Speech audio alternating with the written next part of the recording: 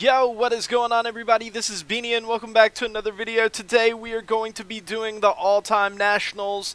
Yesterday was a weird day. I planned on getting a video out and streaming, but I wasn't able to do any of that.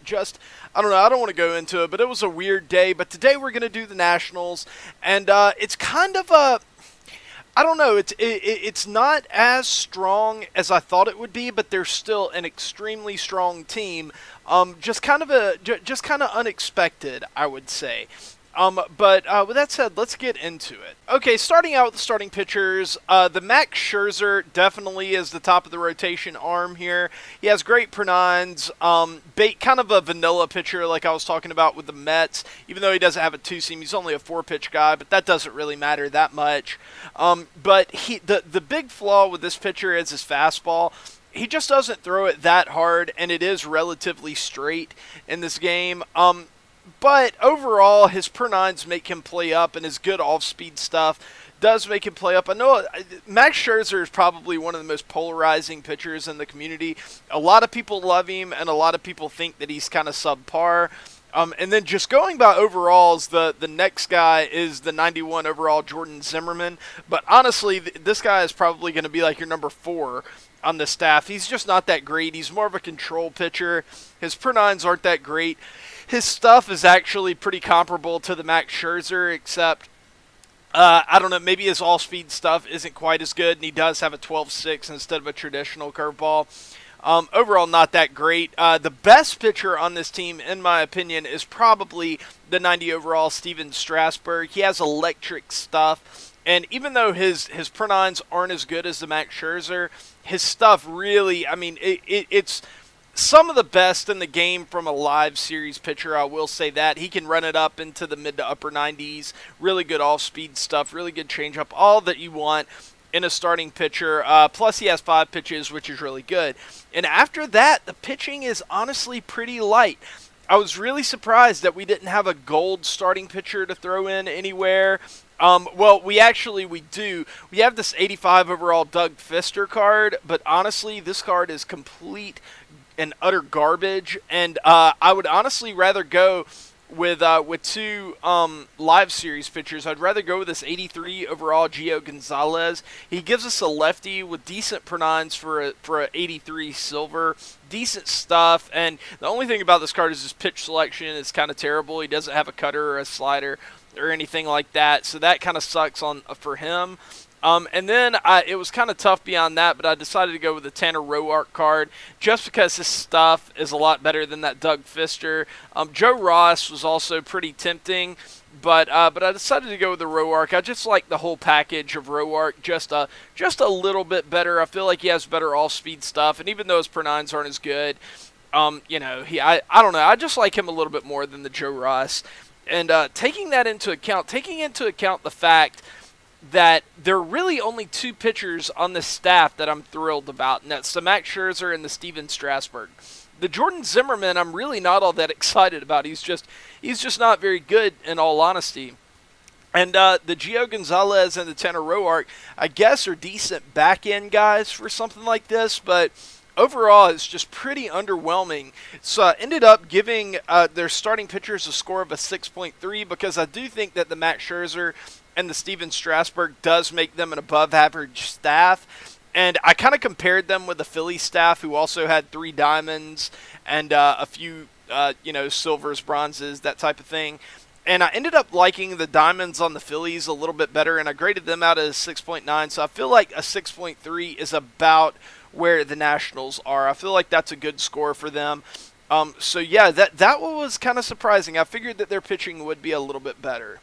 Their bullpen, however, I do like. I think their bullpen probably is a lot better than, not a lot better, but a good deal better than their starting rotation, and that was another thing that kind of surprised me, because this year the Nationals kind of struggled with their bullpen, but they have really good flashbacks to turn to. You start out with this 87 overall Drew Storen card. He's can be pretty dominant. He has really good off-speed stuff. He has a good sinker. He has good hit and K per nine. Not dominant hit and K per nine, but very good for a gold reliever. Then you move on to the 87 overall Tyler Clippard card, a guy with fantastic per nines. He's kind of an odd duckling. His pitch selection, four-seam changeup, cutter, and curveball is pretty unique among relievers. His cutter plays really well to righties, and he has this big loopy curveball. He doesn't throw that hard, but he has a really deceptive delivery that makes him a very, very usable card. And then the guy I would probably use as my closer is this 86 overall Cody Glover. I love this card's stuff. He throws a slider that actually has a ton of movement, and he throws it really, really hard, like 93, 94. It's a really, really solid pitch, and he has a curveball and a changeup to go along with two fastballs that he throws in the mid to upper 90s. So it's a very, very effective card. It's almost, that slider is almost like a super cutter or something like that. It's a really, really good pitch. I really like that Cody Glover card, but now we got to get some lefties in the bullpen, and obviously you have to go with the recently traded 84 overall Sean Doolittle card. Very effective card. I like his flashback a little bit better than his live series, of course. I mean, the flashback being a diamond and this being a silver.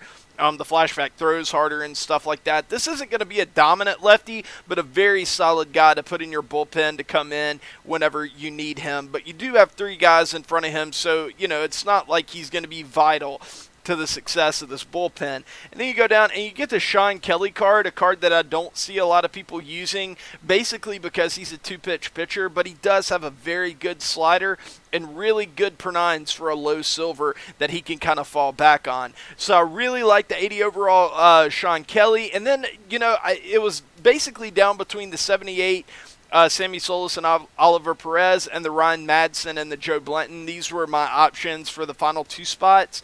And I decided to give it to the two lefties, Solis and Perez, just because I wanted two more lefties in the bullpen. Sammy Solis is a pretty hard-throwing guy that has a sinker. His all-speed stuff isn't that great, and his per-nines aren't that great. But at the back end of the bullpen, you're just kind of looking for these specialists, and I think him and the Perez could do a really good job of being those type of lefty specialists. And they can come in, they have that sinker, so they can get some ground balls and stuff like that. Overall, really, really solid bullpen. It's not one of the best that I've covered just because they lack a true dominant arm like Chapman, Jansen, Broxton, guys like that. So I didn't give it like a super high score, but I gave it I think it's, about halfway between being average and elite. Just a really, really good bullpen. So I gave them a final score of a 7.4. Okay, now their offense is really, really good. You start out with a 96 overall Gary Carter at catcher. A great card. He absolutely destroys left-handed pitching. And he's not that bad against righties either. I mean, 55, 75, that's not... I mean, it's not great, but it's not terrible. Very usable card. And he also has good defense if you like defense on catchers. He's one of the better defenders. Catcher defense is pretty tough to come by in this game, but this guy is definitely one of the better ones. So a really good card there. And then at first base, the monthly reward Ryan Zimmerman card is also a really good option. He definitely hits lefties better than he hits righties, but he is no slouch against righties with 86, 77. I also really like Ryan Zimmerman's swing for whatever reason. Every year he always seems to have a really good one.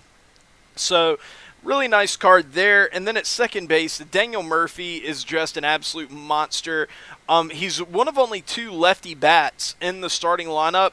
So that's something to kind of consider when grading them, that they are a little bit righty heavy. But this guy is certainly just a dominant lefty. He's fantastic. I love having him in the lineup. And then at third base, got to go with Anthony Rendon. He's having a big year. He has a really good argument for MVP, even though he's probably not going to win it this year. He's having a really big year, though, and it kind of reflects his stats. He was always kind of an average to above average type of player before this year, but he's really broke out this year, and you can really see it. I mean, he's a good hitter versus righties. He's a very good hitter versus lefties. He plays good defense, can play anywhere in the infield. A very valuable card overall. Nice to have him at third base. And then shortstop, this is the lowest overall on the team, the 87 overall Trey Turner, but he still brings a lot to the table. Really good contact versus both sides. He has a little bit of power versus righties. He plays decent defense, and he can play 4 different positions, basically anywhere in the infield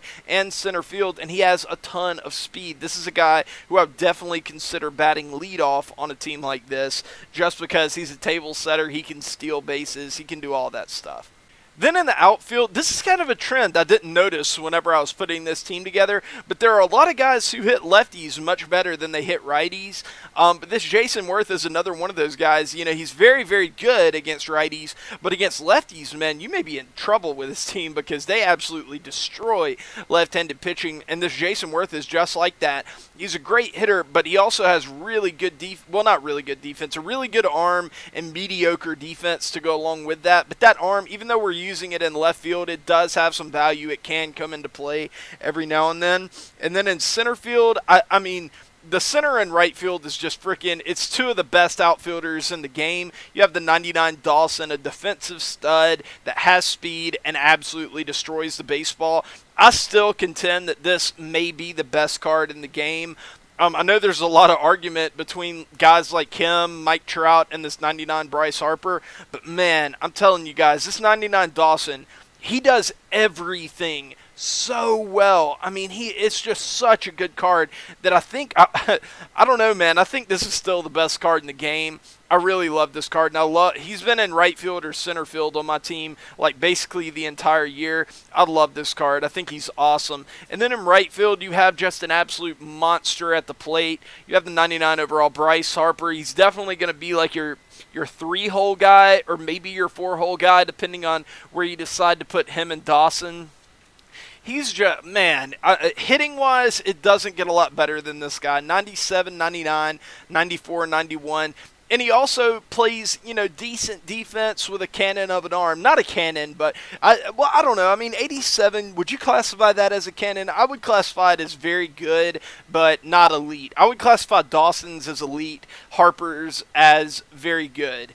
And but that's kind of a trend with this outfield. You're not going to want to run a lot on this outfield because they do have really, really strong arms. And just a little bonus on top, he has that 71 speed to go along with it. He's not going to be crappy on the base pass or anything like that. So that is the lineup. Let's check out how the bench turned out. Okay, we needed a backup catcher.